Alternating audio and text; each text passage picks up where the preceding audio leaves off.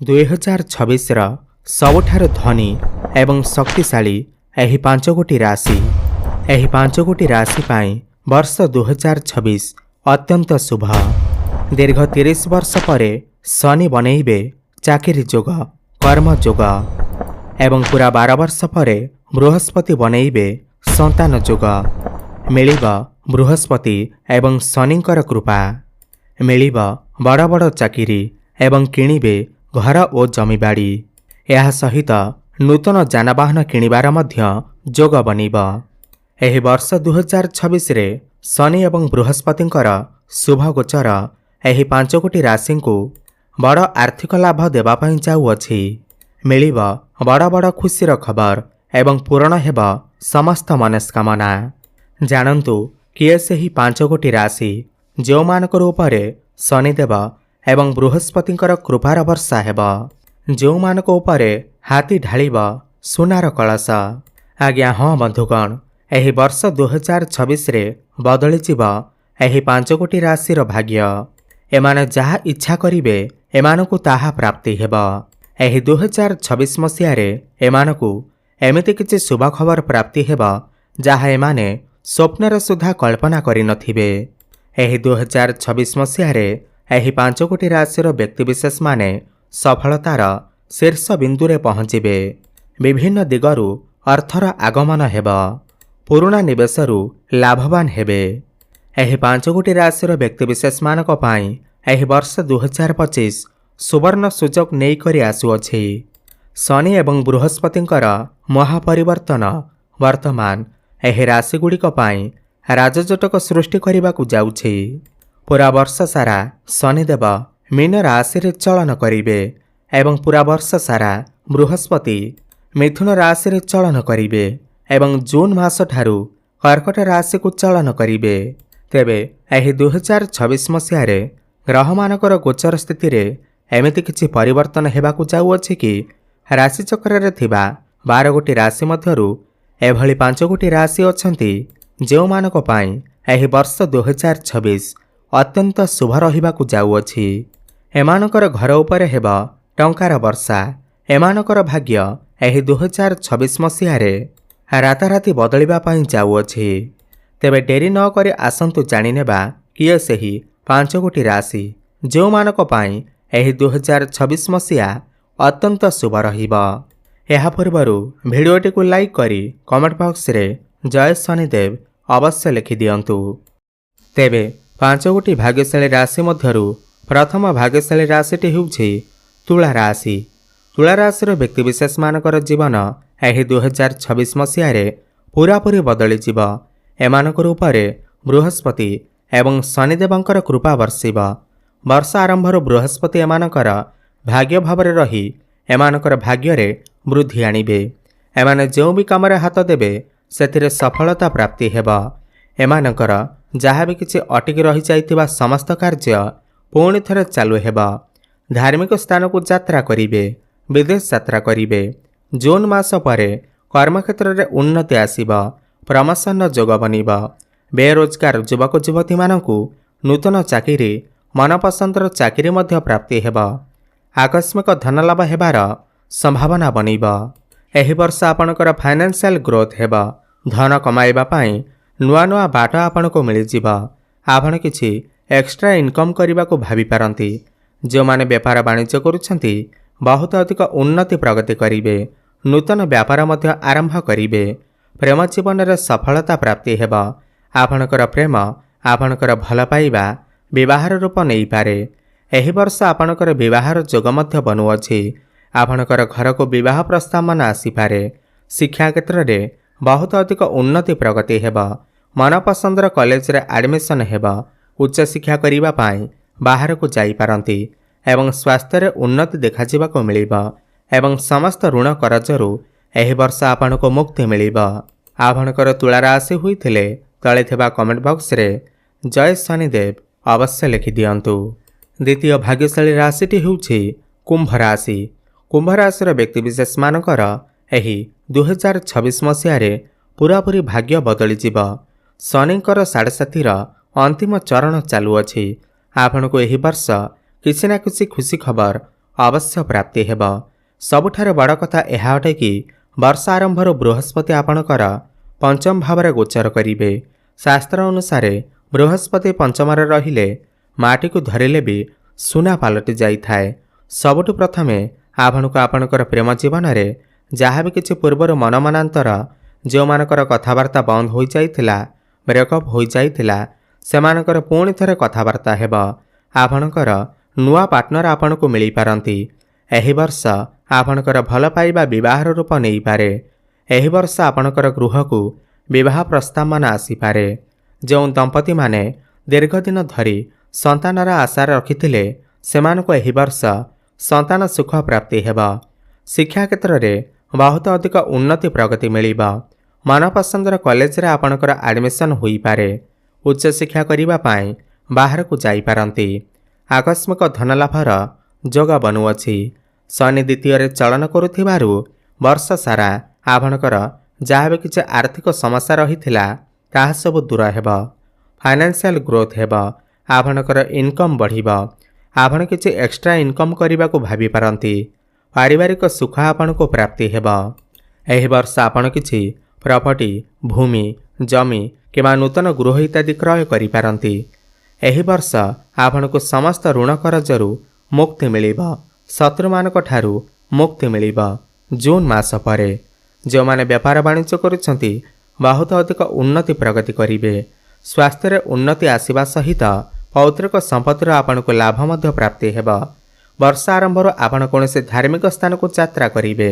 विदेश यात्रा मध्य करि पारंती। आपणकर कुंभ राशि होइथिले तळे थिबा कमेंट बॉक्स रे जय शनिदेव अवश्य लिखि दियंतु। वृष राशि एही 2026 मसीह रे वृष राशि एक एमिति राशि अटे जो मानकर समस्त आर्थिक समस्या एही 2026 मसीह रे दूर हेब। काहेकि ना बृहस्पति आपणकर द्वितीय भाव धन भाव रे गोचर करिवे।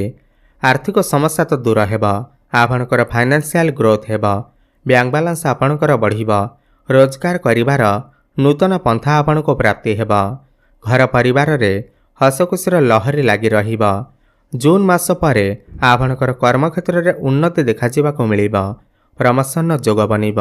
बेरोजगारी युवक युवती मानकु नूतन चाकरी मध्य प्राप्ति हेब। जो माने ऑनलाइन काम करुछंती, डिजिटल मार्केटिंग रा काम करुछंती सेमानको बड़ सफलता प्राप्ति हेब। राहु आपणकर दशम रे थिबारु कर्म क्षेत्र में किछि ना किछि बड़ परिवर्तन अवश्य घटिब। शनि आपणकर एकादश भाव रे थिबारु आपणकु समय समय रे आकस्मिक धनलाभ मध्य देखिबाको पाइबे। जो माने शेयर मार्केट, स्टॉक मार्केट रे काम करुछंती सेमानकु बड़ आर्थिक लाभ मिलिबार संभावना बनुअछि। जून मास परे भाग्य रे उन्नति, पौत्रिक संपत्ति लाभ किंबा किछि जमीबाड़ी, भूमि, नूतन गृह निर्माण करि पारंती। कौनसी मेसीन जातीय जिनिस, इलेक्ट्रोनिक जिनिस, लौह जातीय जिनिस घर को किणिकी आनी पारंती।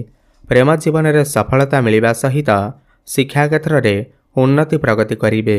उच्च शिक्षा करिबा पाई बाहर को जाई पारंती। मनपसंदर कॉलेज रे एडमिशन होई पारे। समस्त ऋण कर्जरू एही वर्ष आपण को मुक्ति मिलिब। व्यापार वाणिज्य करुथिले बहुत अधिक उन्नति प्रगति करिवे। नूतन व्यापार आरंभ करिवे। वैवाहिक सुख आपण को प्राप्ति हेब। विवाह हेबार संभावना बनुअछि। आपणकर वृष राशि होइथिले तळे थिबा कमेंट बॉक्स रे जय शनिदेव अवश्य लिखि दियंतु। धनु राशि एही 2026 मसीह रे बृहस्पतिकर कृपार वर्षा हेब। वर्ष आरंभरू आपणकर घर को विवाह प्रस्ताव मान आसीपारे। बृहस्पति सप्तम रे गोचर करुथिबारु विवाह हेबार संभावना बनिब एवं विवाह मध्य होइजिब। वैवाहिक सुख आपण को प्राप्ति हेब। नूतन दंपति मानकु संतान सुख प्राप्ति हेब। व्यापार वाणिज्य रे उन्नति प्रगति देखा को मिलिब। आपणकर डेली इनकम बढ़िब। आपण किछि एक्स्ट्रा इनकम करने को भावी पारंती। आपणकर फाइनेंशियल ग्रोथ हेब। शनि आपणकर चतुर्थ रे गोचर करुथिबारु एही वर्ष आपण किछि भूमि, प्रॉपर्टी, जमी, नूतन गृह किंवा जानवाहन इत्यादि क्रय करि पारंती। घर को कौनसी मेसीन जातीय जिनिस, इलेक्ट्रोनिक जिनिस क्रय करिके आनी पारंती। कर्म क्षेत्र में बड़ सफलता प्राप्ति हेब। प्रमोशन जोग बनिब। नूतन चाकरी मध्य प्राप्ति हेब। संतान सुख प्राप्ति हेब। जो माने शेयर मार्केट, ଷ୍ଟକ୍ ମାର୍କେଟରେ ନିବେଶ କରିବାକୁ ଚାହୁଁଛନ୍ତି ସେମାନେ ଏହି ବର୍ଷ କରିପାରିବେ। ବଡ଼ ଧନଲାଭର ଯୋଗ ବନୁଅଛି। କେତୁ ଆପଣଙ୍କର ନବମରେ ଥିବାରୁ ଆପଣଙ୍କର ମନ ଧର୍ମ ଆଡ଼କୁ ଅଗ୍ରସର ହେବ। ଆପଣ କୌଣସି ଧାର୍ମିକ ସ୍ଥାନକୁ କିମ୍ବା ଦୂର ସ୍ଥାନକୁ ଯାତ୍ରା କରିପାରନ୍ତି। ପ୍ରେମ ଜୀବନରେ ସଫଳତା ପ୍ରାପ୍ତି ହେବ। ଶିକ୍ଷା କ୍ଷେତ୍ରରେ ଆପଣ ବହୁତ ଅଧିକ ଉନ୍ନତି ପ୍ରଗତି କରିବେ। ବୃହସ୍ପତିଙ୍କର ଦୃଷ୍ଟି ଲଗ୍ନକୁ ରହୁଥିବାରୁ ଏହି ବର୍ଷ ଆପଣଙ୍କର ମନପସନ୍ଦର କଲେଜରେ ଆପଣଙ୍କର ଆଡ଼ମିସନ୍ ହୋଇପାରେ। ଉଚ୍ଚଶିକ୍ଷା କରିବା ପାଇଁ ଆପଣ ବାହାରକୁ ଯାଇପାରନ୍ତି। ସମସ୍ତ ଋଣ କରଜରୁ ଆପଣଙ୍କୁ ମୁକ୍ତି ମିଳିବ। ଯେଉଁମାନେ ଅନଲାଇନରେ କାମ କରୁଛନ୍ତି, ଫାଇନାନ୍ସ କ୍ଷେତ୍ରରେ ଅଛନ୍ତି, ଟିଚରସିପ୍ ଲାଇନରେ ଅଛନ୍ତି, ସେମାନଙ୍କୁ ବଡ଼ ସଫଳତା ପ୍ରାପ୍ତି ହେବ। ସମୟ ସମୟରେ ଆକସ୍ମିକ ଧନଲାଭ ହେବାର ମଧ୍ୟ ଯୋଗ ବନୁଅଛି। ଆପଣଙ୍କର ଧନୁରାଶି ହୋଇଥିଲେ ତଳେ ଥିବା କମେଣ୍ଟ ବକ୍ସରେ ଜୟ ଶନିଦେବ ଅବଶ୍ୟ ଲେଖିଦିଅନ୍ତୁ। ମିଥୁନ ରାଶି। ବର୍ଷ 2026 ମସିହାରେ ମିଥୁନ ରାଶିର ବ୍ୟକ୍ତିବିଶେଷମାନଙ୍କ ଉପରେ ବୃହସ୍ପତିଙ୍କର ଅପାର କୃପାର ବର୍ଷା ହେବାକୁ ଯାଉଅଛି। କାହିଁକିନା ବୃହସ୍ପତି ଆପଣଙ୍କର ରାଶିକୁ ଆସିଛନ୍ତି। ପୁରା 12 ବର୍ଷ ପରେ ବୃହସ୍ପତି ଲଗ୍ନକୁ ଆସିଛନ୍ତି ଏବଂ ଆପଣଙ୍କର ପଞ୍ଚମ, ସପ୍ତମ, ନବମ ଭାବକୁ ଦୃଷ୍ଟି ଦେଉଛନ୍ତି। ସବୁଠୁ ପ୍ରଥମେ ତ ଆପଣଙ୍କର ଯାହା ବି କିଛି ସ୍ୱାସ୍ଥ୍ୟଗତ ସମସ୍ୟା ଲାଗି ରହିଥିଲା ତାହା ସବୁ ଦୂର ହେବ। ସମାଜରେ ମାନ ସମ୍ମାନ ବଢ଼ିବ, ଲୋକପ୍ରିୟତା ବଢ଼ିବ। ପଞ୍ଚମ ଦୃଷ୍ଟି ପଞ୍ଚମ ଭାବ ଉପରେ ପଡ଼ୁଥିବାରୁ ପ୍ରେମ ଜୀବନରେ ସଫଳତା ମିଳିବ। ନୂତନ ସମ୍ପର୍କ ଯୋଡ଼ି ହୋଇପାରେ। ଶିକ୍ଷା କ୍ଷେତ୍ରରେ ଜ୍ଞାନ ଏବଂ ବୁଦ୍ଧି ବଢ଼ିବ। ଉଚ୍ଚଶିକ୍ଷା କରିପାରନ୍ତି। ସମସ୍ତ କମ୍ପିଟେଟିଭ୍ ଏକ୍ଜାମରେ ସଫଳତା ପ୍ରାପ୍ତି ହେବ। ବୈବାହିକ ସୁଖ ଆପଣଙ୍କୁ ପ୍ରାପ୍ତି ହେବ। ନୂତନ ଦମ୍ପତିମାନଙ୍କୁ ଏହି ବର୍ଷ ସନ୍ତାନ ସୁଖ ମଧ୍ୟ ମିଳିପାରେ। ଯେଉଁମାନେ ବ୍ୟାପାର ବାଣିଜ୍ୟ କରୁଛନ୍ତି ସେମାନଙ୍କୁ ବହୁତ ଉନ୍ନତି ପ୍ରଗତି ମିଳିବ। ଆପଣଙ୍କର ଡେଲି ଇନକମ୍ ବଢ଼ିବ। ଫାଇନାନ୍ସିଆଲ ଗ୍ରୋଥ ହେବ। ଯାହା ବି କିଛି ଆର୍ଥିକ ସମସ୍ୟା ରହିଥିଲା ତାହା ସବୁ ଦୂର ହେବ। ବର୍ଷ ଆରମ୍ଭରୁ ଆପଣଙ୍କର ଭାଗ୍ୟରେ ଉନ୍ନତି ଦେଖାଯିବାକୁ ମିଳିବ। ଆପଣ କୌଣସି ଧାର୍ମିକ ସ୍ଥାନକୁ, ଦୂର ସ୍ଥାନକୁ ଯାତ୍ରା କରିପାରନ୍ତି। ପୌତ୍ରିକ ସମ୍ପତ୍ତିରୁ ଆପଣଙ୍କୁ ଲାଭ ମିଳିବ। ଶନି ଆପଣଙ୍କର ଦଶମରେ ଥିବାରୁ ଏହି ବର୍ଷ ଆପଣଙ୍କର କର୍ମକ୍ଷେତ୍ରରେ ବଡ଼ ପରିବର୍ତ୍ତନ ଆପଣ ଦେଖିବାକୁ ପାଇବେ। ଟ୍ରାନ୍ସଫର ହେବାର ଯୋଗ ବନିବ। ପ୍ରମୋସନ୍ ମଧ୍ୟ ଆପଣଙ୍କର ହୋଇଯିବ। ଯେଉଁମାନେ ବେରୋଜଗାରୀ ଅଛନ୍ତି ସେମାନଙ୍କୁ ନୂତନ ଚାକିରି ସୁଖ ମଧ୍ୟ ପ୍ରାପ୍ତି ହେବ। ଏହି ବର୍ଷ ଆପଣ କିଛି ଭୂମି, ପ୍ରପର୍ଟି, ନୂତନ ଯାନବାହନ, ନୂତନ ଗୃହ ଇତ୍ୟାଦି ନିର୍ମାଣ କରିପାରନ୍ତି। ଘରକୁ କୌଣସି ଇଲେକ୍ଟ୍ରୋନିକ୍ ଜିନିଷ, ମେସିନ୍ ଜାତୀୟ ଜିନିଷ କ୍ରୟ କରିକି ଆଣିପାରନ୍ତି। ଏହି ବର୍ଷ ଆପଣଙ୍କୁ ସମସ୍ତ ଋଣ କରଜରୁ ଏବଂ ଶତ୍ରୁମାନଙ୍କ ଠାରୁ ମୁକ୍ତି ମିଳିବ। ସମସ୍ତ କମ୍ପିଟିସନରେ ଆପଣଙ୍କୁ ସଫଳତା ପ୍ରାପ୍ତି ହେବ।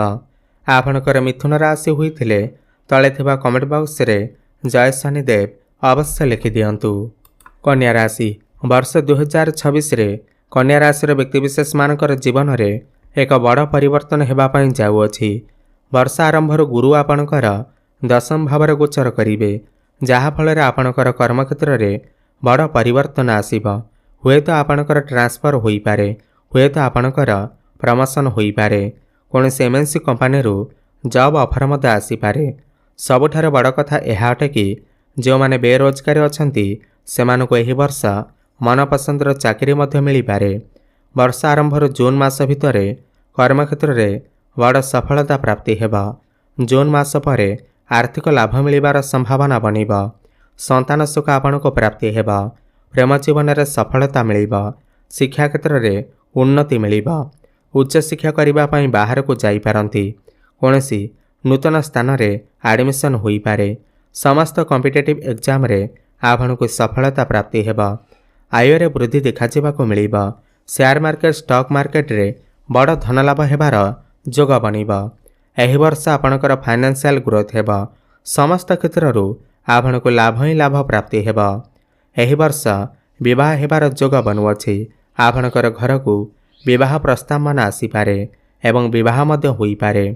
ଏହି ବର୍ଷ ଆପଣଙ୍କର ସମସ୍ତ ଋଣ କରଜରୁ ଶତ୍ରୁମାନଙ୍କ ଠାରୁ ଆପଣଙ୍କୁ ମୁକ୍ତି ମିଳିବ। ଫାଇନାନ୍ସିଆଲ ଗ୍ରୋଥ ହେବ। ଧନ କମାଇବା ପାଇଁ ନୂଆ ନୂଆ ରାସ୍ତା ଆପଣଙ୍କୁ ମିଳିଯିବ। ବ୍ୟାପାର ବାଣିଜ୍ୟ କରୁଥିଲେ ବହୁତ ଅଧିକ ଉନ୍ନତି ପ୍ରଗତି କରିବେ। କୌଣସି ଧାର୍ମିକ ସ୍ଥାନକୁ, ଦୂର ସ୍ଥାନକୁ ଯାତ୍ରା କରିପାରନ୍ତି। ବିଦେଶ ଯିବାର ସୁଖ ମଧ୍ୟ ଏମାନଙ୍କୁ ପ୍ରାପ୍ତି ହେବ। ଆପଣଙ୍କର କନ୍ୟା ରାଶି ହୋଇଥିଲେ ତଳେ ଥିବା କମେଣ୍ଟ ବକ୍ସରେ ଜୟ ଶନିଦେବ ଅବଶ୍ୟ ଲେଖିଦିଅନ୍ତୁ।